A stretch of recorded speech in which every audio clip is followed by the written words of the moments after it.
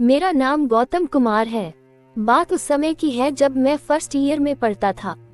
उस समय मेरे घर में बहुत सारे किराएदार लोग रहते थे। उन किराएदारों में से एक लड़की का नाम निशा था।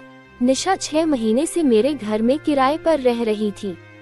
वो कमरे में अकेली ही रहती थी। वो पढ़ाई के लिए अपने गांव से यहाँ आई थी। निशा दिखने में गोरी लड़की थी। उसकी लंबाई भी मेरे आसपास थी। वह अधिकतर सूट सलवार पहना करती थी। कुल मिलाकर वह अच्छी दिखने वाली लड़की थी। हम दोनों एक ही क्लास में पढ़ते थे।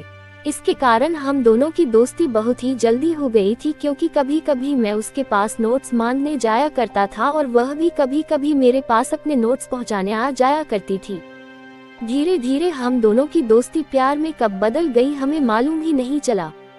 धीरे धीरे हम लोगों के बीच पक्का रिश्ता आगे बढ़ने लगा।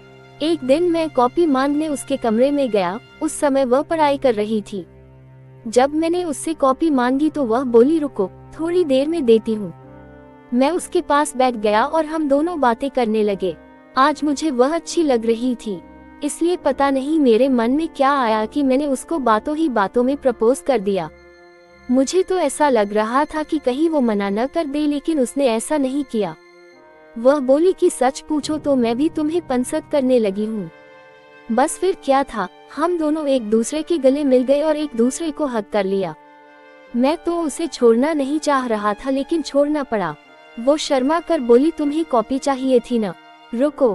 फिर वो कॉपी लेने गई। उसने कॉपी लाकर मेरे हाथ में पकड़ा दी। मैं बोला, मुझे तो अभी यही रुकना है। इतना बोलकर मैंने कॉपी को उसको पढ़ाई वाले डेस्क पर रख दिया और उसकी ओर पीछे धकेलते हुए वो बोली, क्या कर रहे हो गौतम, कोई देख लेगा। मैं हटा और दरवाजा ढालने के लिए चला गया। दरवाजा लगाकर मैं उसके पास आया और अपनी हद से आगे बढ़ने की कोशिश करने लगा। हमें गजब का आनंद मिल रहा था, जो हमने अभी केवल 20 मिनट तक ही लिया था। हम दोनों एक दूसरे में मग्न थे कि तभी किसी के आने की आहट सुनाई दी। हम दोनों संभल गए। उसने अपने बालों को सही तरीके से किया और हम दोनों ने खुद को व्यवस्थित किया। मैंने बाहर जाकर देखा तो उसकी सहेली उसे ट्यूशन जाने के लिए बुलाने आई थी। अब मैं वहां पर नहीं रुक सकता था, इसलिए मैं कॉपी लेकर अपने कमरे में आ गया। फिर वो ट्यूशन चली गई। उस दिन के बाद से जब भी मैं निशा के पास कुछ काम से जाता तो वो सब कर आता था।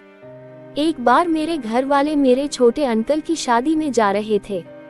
उस वक्त मेरे एग्जाम का समय था, इसलिए मैं उनके साथ में नहीं गया। गर्मी का मौसम था और गर्म हवा चल रही थी। घर वालों को स्टेशन तक छोड़कर आने के बाद मैं अपने रूम में आकर लेट गया। मुझे नींद आ रही थी। उसके 2-3 घंटे के बाद मैं उठा और फ्रेश हुआ। घर में अकेला था, इसलिए मन नहीं लग रहा था। मैंने सोचा कि निशा को छत पर बुला लेता हूँ। मैंने निशा को बुला लिया। 10 मिनट के बाद निशा ऊपर छत पर आ गई। कुछ देर हम दोनों ने छत पर बातें की, मगर वहाँ पर गर्मी लग रही थी, इसलिए मैंने निशा को मेरे रूम में चलने के लिए कहा। उस दिन उसने गुलाबी सूट और सफेद सलवार पहनी हुई थी। ऐसा लग रहा था जैसे वो लड़की नहीं बल्कि कोई गुलाब का फूल हो। क्या कयामत लग रही थी वो उस दिन। रूम में आने के बाद वो बोली, क्या हुआ? मैंने कहा, कुछ नहीं, बस घर में अकेले का मन नहीं लग रहा था, इसलिए तुम्हें बुला लिया। न जाने मुझे अचानक से क्या हुआ। मैं उसकी तरफ बढ़ने लगा और वो भी मेरा साथ देने लगी। वह जितना मुझसे मिन्नतें कर रही थी उतना ही मेरे अंदर का शैतान जाग रहा था और मैं उसके साथ जन्नत की सैर कर रहा था। हमने लगभग 1 घंटा वो सब किया होगा और फिर सो गए। अब मुझे वो सब करने की लत लग चुकी है, तो जब भी मन होता है वो सब कर लेता हूँ और निशा को भी अच्छा लगता है।